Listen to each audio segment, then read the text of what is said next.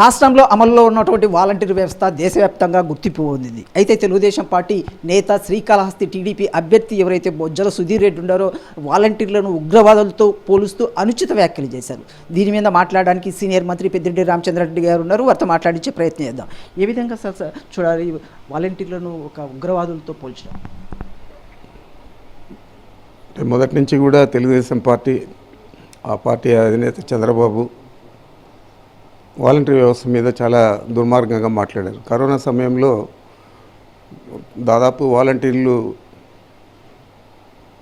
Corona పేషెంట్లను కాపాడేదే కాకుండా వాళ్ళకు హాస్పిటల్స్లో మంచి వైద్యం అందించడంలో కానీ వారి కుటుంబాలకు ఈ రోజువారీ దిన సరుకులు ఇవ్వడంలో కానీ ఇవన్నీ కూడా చేశారు. చాలామంది ఈ వాలంటీర్లు కూడా ఈ కరోనా బారిన పడి చనిపోవడం కూడా జరిగింది ఈ సేవలో భాగంగా. మరి అలాంటి వారిని ఆ దేశమంతా కొనియాడుతూ ఉంటే పని కట్టుకొని వాలంటరీ వ్యవస్థ మీద దుష్ప్రచారం చేసేదే కాకుండా చాలా చెడ్డగా మాట్లాడే పరిస్థితి కూడా చంద్రబాబు చేశాడు. గతంలో వాలంటీర్లు అంటే మూటలు మోసేవాళ్ళని చెప్పాడు. ఈయనేమో హైదరాబాద్లో 4 గోడల మధ్య ఉన్నాడు.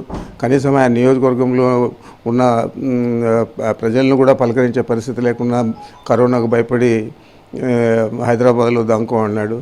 మరి అలాంటి వ్యక్తి వాలంటీర్ల గురించి మాట్లాడడం చాలా సిగ్గుచేటు. అదేవిధంగా నిన్నటి రోజు నేను కూడా చూశాను, బొజ్జల సుధీర్ రెడ్డి మాట్లాడిన అంతా కూడా మీడియాలో చూశాను. వాళ్ళు ఉగ్రవాదులతో పోల్చడం జరిగింది.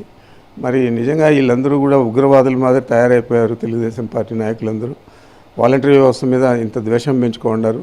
ఇది నేను ఈ వాలంటరీ వ్యవస్థలో పనిచేసే ప్రతి వాలంటీర్కు కూడా నేను విజ్ఞప్తి చేస్తూ ఉన్నాను. ఈ తెలుగుదేశం పార్టీని మీరు ధీటుగా ఎదుర్కోకపోతే రాబోయే ఎన్నికల్లో తప్పనిసరిగా చంద్రబాబు ఈ వాలంటరీ వ్యవస్థ మీద ద్వేషం పెంచుకున్నాడు. వచ్చిన వెంటనే మిమ్మల్ని అందరినీ కూడా తొలగిస్తాడు. ఆ పరిస్థితి లేకుండా ఇప్పుడే అందరూ కూడా కలిసికట్టుగా వైఎస్ఆర్ కాంగ్రెస్ పార్టీకి మద్దతు ఇవ్వాలని నేను కోరుతా ఉన్నాను. మరోవైపు చంద్రబాబు చెప్తున్నాడు వాలంటీర్ వ్యవస్థను కొనసాగిస్తాం, ఇంకా మంచిగా కొనసాగిస్తాం చెప్తూనే ఈ విధమైనటువంటి అనుచిత వ్యాఖ్యలు ఆ పార్టీ నేతల ద్వారా రావడాన్ని ఏ విధంగా చూడాలి? చంద్రబాబు పరిస్థితి అందితే జుట్టు, అందకపోతే కాళ్ళు. ఇప్పుడు అవసరం కాబట్టి చెప్తా ఉన్నాడు. అదే కరోనా సమయంలో ఏం మాట్లాడాడు? వాలంటీర్లు అంటే ఏంది, వాలంటీర్లు మూటలు మూసేవల్ల అన్నాడు. మరి అంత దుర్మార్గంగా మాట్లాడిన వ్యక్తి ఈ వాలంటరీ వ్యవస్థను కొనసాగిస్తాడని చెప్పి మీరు భావిస్తూ ఉన్నారా?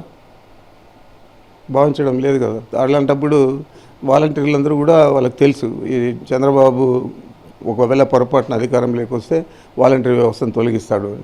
ఇది గుర్తుంటే ప్రతి వాలంటీర్ కూడా ఒక సైనికుడిగా పనిచేయాలా, తెలుగుదేశం ఓటమికి అందరూ కూడా నడుము బిగించాలని చెప్పి చెప్తా ఉన్నాను. ఇది మొత్తం మీద సీనియర్ మంత్రి పెద్దిరెడ్డి రామచంద్రారెడ్డి స్పష్టం చేస్తున్నాడు.